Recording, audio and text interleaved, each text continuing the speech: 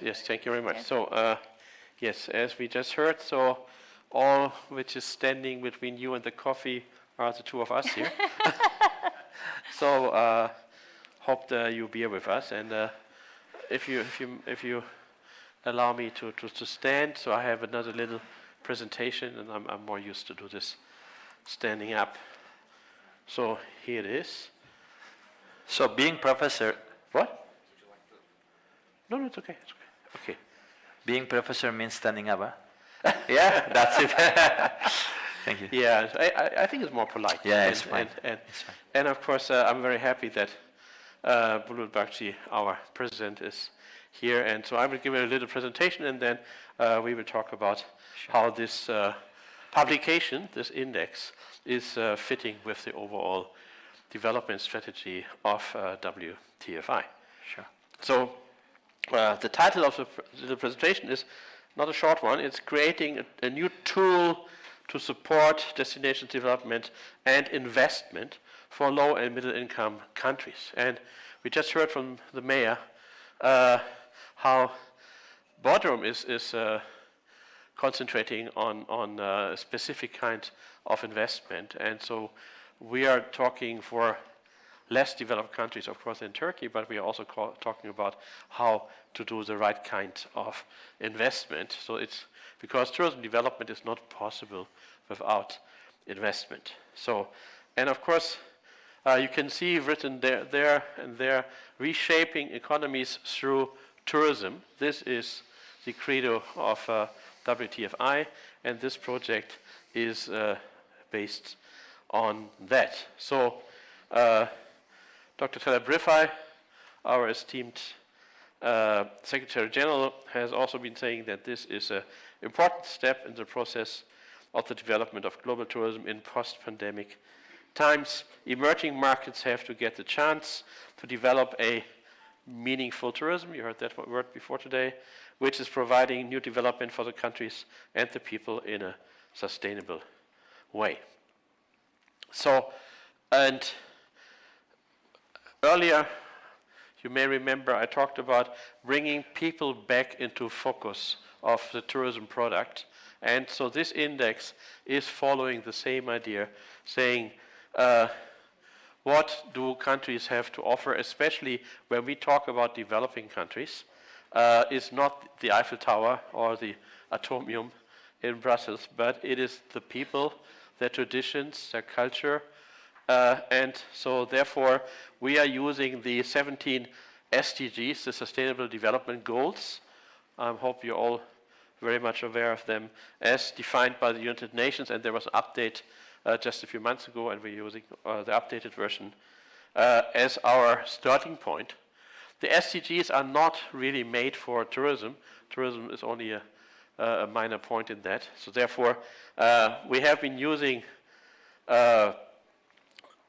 additional indicators concentrating on tourism development and tourism investment from other sources like the World Bank,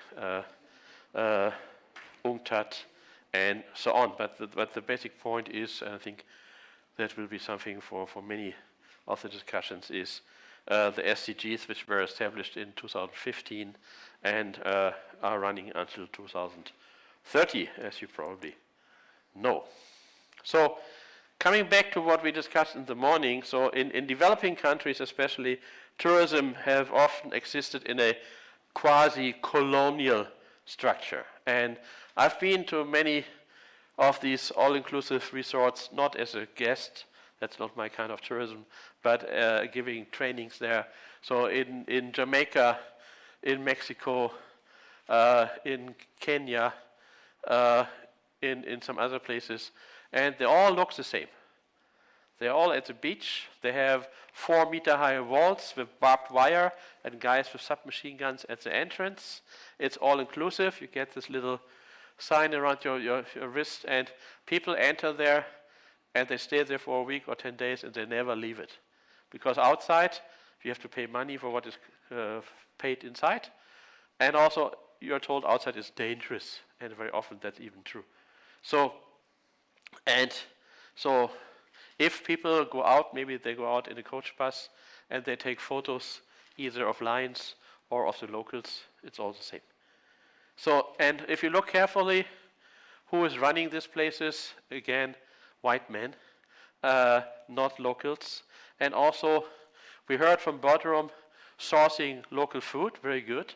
So when you talk to this big 5-star beach hotels, so I remember in Jamaica, they were saying, we don't buy anything from Jamaica. Our cauliflowers, our broccoli, our onions come from the United States, because Jamaica cannot produce 12 months a year the same quality and quantity of what we need. Our customers, mostly North Americans, of course they want to have Budweiser beer, they don't want to have local beer. They want to have Johnny Walker whiskey, they don't want to have our local rum, even so it's very good. So very little money is actually trickling down to the local economy. And you can see with this structure, not even the pickpockets get to the tourists. Not even the hashish dealers or the prostitutes can make some money from tourism, because they are totally isolated. And they are, many of the people I talked to, some of the customers, they didn't even know if Jamaica is an independent country or a part of the United States or whatever, because they don't touch money. They don't meet any locals, so it doesn't matter. They have a beach. But of course, for the resort, that means you're competing with all the other beaches in the world, because people don't care what is behind. You don't look to the land, you look to the sea. So therefore, we have a price war going on forever. And of course, why is it dangerous outside? Because in many places, the locals are seeing the tourists as occupying force, as people who are taking away their beaches. So where there were fishermen, they're having kicked out, and now maybe they can work as a animator or as a cook or something like that. So and local cultures are and society structures are threatened and often destroyed. So, and the service providers end up with almost identical 3S, sun, sea, sand, or in Africa, big 5, the animal safaris, or in if it's culture trips, it's 3T, temple, temple, temple. And the result is a price war. So nobody is happy about that.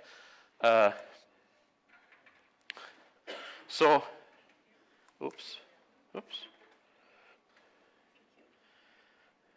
So if we bring back people into focus as the most important tourism resource, so less developed countries can actually use their underdevelopment status as providing higher levels of authenticity. We just talked in the coffee break with the ambassador from Laos. We are proud to welcome here today. And I've been in Laos. We did some China training for them in 2019. And Laos is a typical example for me of a country which has not yet been fully developed to tourism.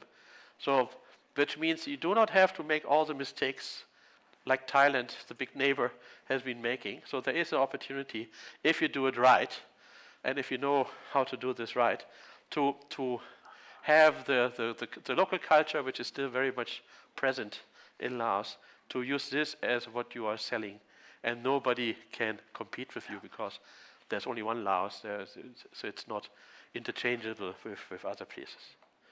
So if you concentrate on the customers, on the tourists who want to have experiences and encounters, so not just looking to the waves. So you can provide the frame to learn from the locals in terms of food, culture, art, way of living, the way how you see the world, the way how you can be more relaxed, how can you be more happy even though you're not rich, or maybe because you're not rich. And many other topics. So, and this will bring to the destination taxes, jobs, and also higher yields, as we discussed earlier. However, there is a precondition, and the precondition is the local population has to have a share of the positive effects in terms of SDGs, starting from not dying from starvation. That is the lowest level that people survive.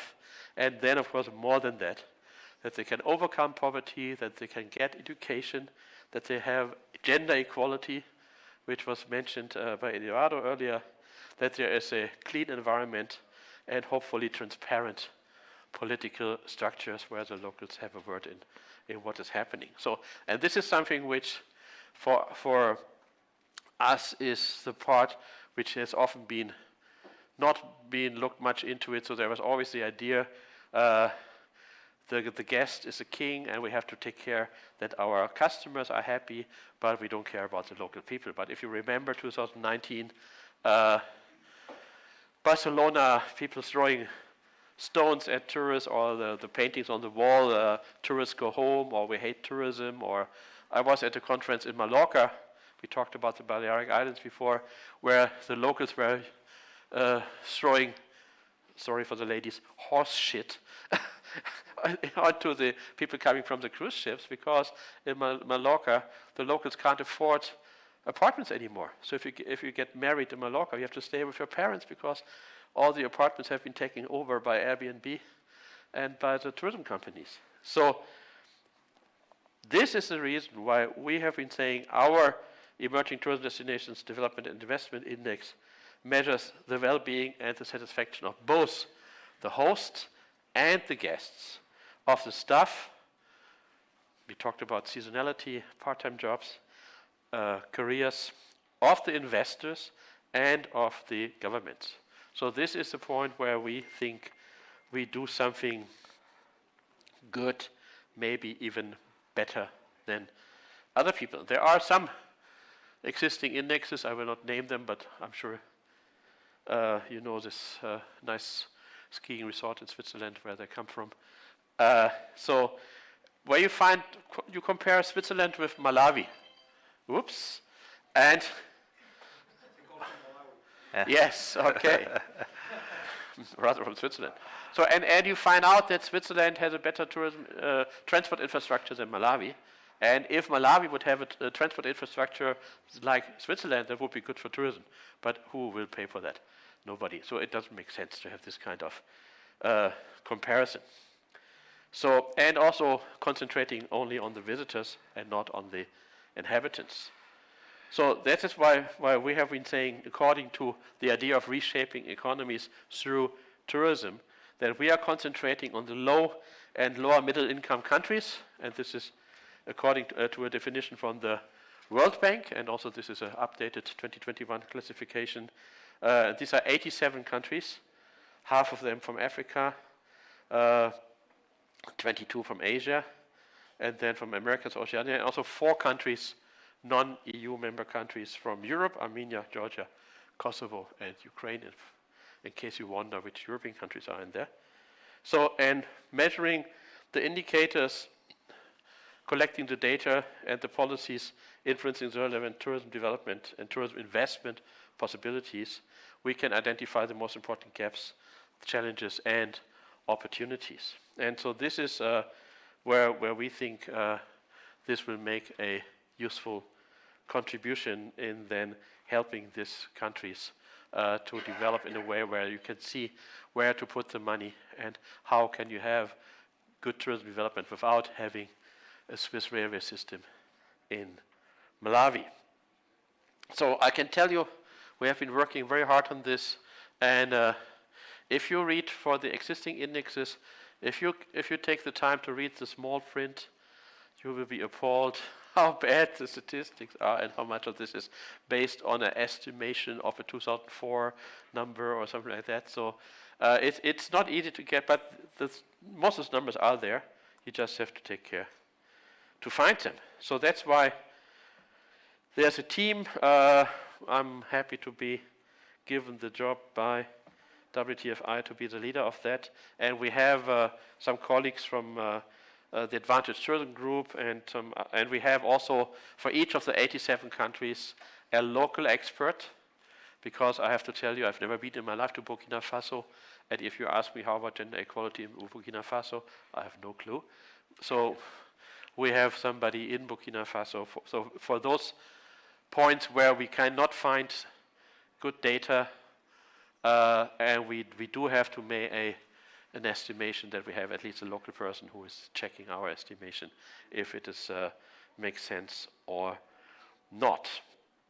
So we have about 100 of the SDG indicators, and we have about 50 more additional indicators, and we can, of course, then use these numbers and do a lot of rankings according to topic, according to geography, according, of course, to the main questions, destination development and investment development. And this is also something, I've been, of course, with this project the last few months, especially more than ever before, talking to other people working with the SDGs and with development and with sustainability. And I have to say, there are a lot of people who have a good heart and a lot of empathy for people in poor countries. But a lot of this is, oh, if only the world would be better, if only the people would be better. But we are really living in the real world.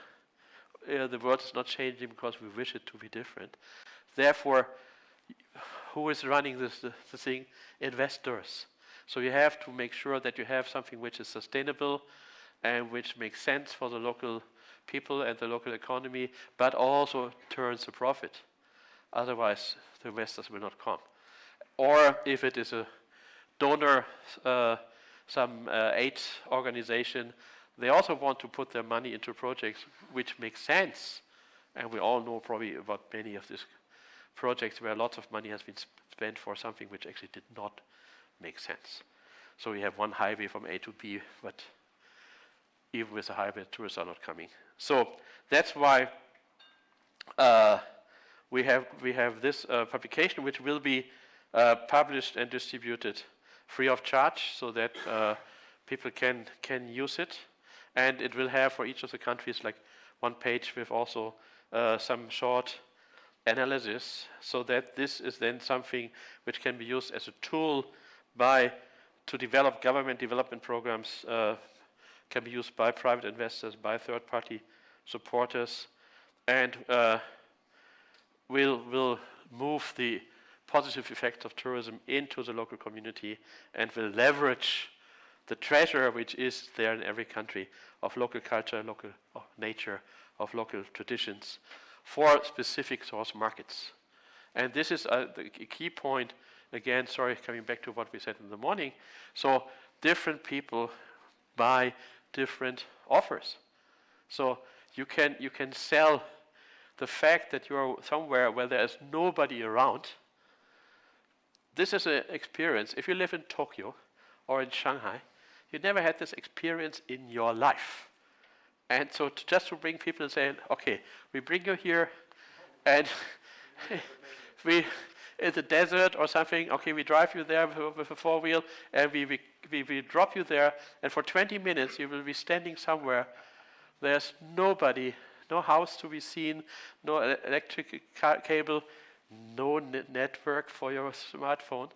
But I know people who do that, but they say if you do this with Japanese, after 20 minutes you have to collect them again. They will start to panic. So this is something for the local people or for people living in the countryside. This is nothing.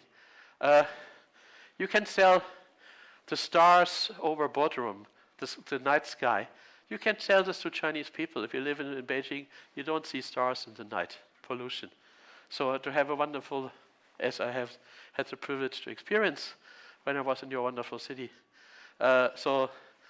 This is something, and if you package it, if you say, okay, there's a local expert, and he explains this to you, and you get a certificate at the end that now you're an expert stargazer in Bodrum, so they will pay 50 euros for that. So and this is the stuff. So offering different things to different specific source markets where this is something which is beyond their experience. And so we will provide the index for that. So hopefully giving indications how, when, what to fund, to prioritize, to invest in. So therefore, coming to the end, we are inviting all institutions, companies, and organizations, the ladies and gentlemen in this room, and of course everybody outside there, hello world, following us on live stream or seeing this video later on. Please support us, help us in whatever way is possible for you with the development of the emerging tourism destination development in investment index, with goodwill, with expertise, with data, with sponsorship, of course. This is the first edition, but of course this is planned to be an annual edition, because the real value comes when you compare 1 year to the next year and you see the trends up and down. This, of course, when it becomes really interesting. And this year we concentrated on the low and lower middle income countries. There is another 50 countries which are the upper middle income countries. So maybe next year we will also include them. But so I think this is a very important initiative, and I think this is WTFI has really gone where nobody else has been going to before. And so maybe I can ask Bulut, how was this idea conceived? Because it was clearly not my idea. I was asked if I can be of help with that. But I heard about this and wow, that is a very good idea. And after that I looked into the existing indexes even more. I saw, oh wow, actually it's a very necessary thing to do. So Bulut, tell us, actually, thank you very much, Professor. How did you this idea emphasize come everything about? clearly. So I want to give some basic infos because we are out of time. The thing is, as the WTFI, we are of course the owner of the Global Tourism Forum, and also we are an investment group. So we are doing the hospitality investments and the development in Africa, in Asia, and now the focus is South America. So that's why this is a need. What we are looking on the investment side, we saw that there is no data. After then, we decided to find a way from World Economic Forum, etc., etc. After then, this needs comes from. Then we wrote to you, and then you decide, okay, we can develop like this strategy. But this is good for the investors. Also, this is good for the countries, because 2 weeks ago, I was with the president of the Malawi. So, of course, everything is okay on the screen, but it's a need that they have to know that what they have, what they need on the tourism. 2 years ago, we started to work with the Republic of Angola, and now we are still continuing with the government head of state. But the thing is, we make improvements on that, because we put the strategies, we put everything on the table.